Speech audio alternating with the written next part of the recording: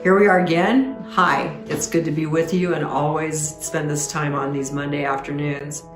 I've kind of been thinking a little bit about Easter since it's just around the corner, and I honestly don't remember a lot of specifics about Easter when I was growing up. I do know that we didn't have an Easter egg at home because our focus was on getting ready for church, and since my dad usually served two churches, that occupied most of the morning year-round, not just on Easter.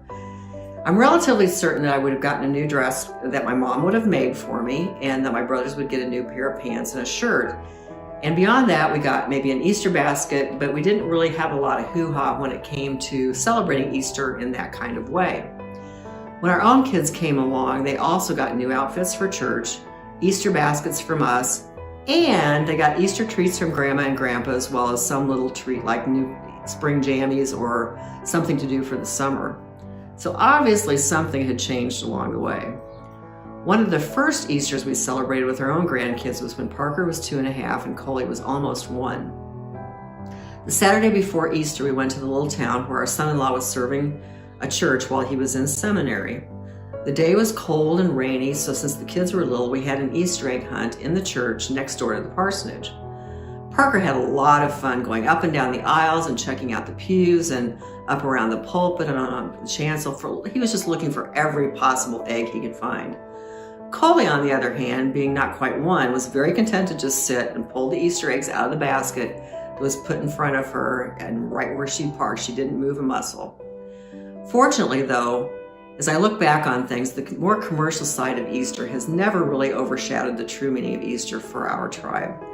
Oh, we all love the chocolate bunnies and Starburst jelly beans, but Easter has always been more about the celebration of our risen Lord than how much sugar we can consume in one day.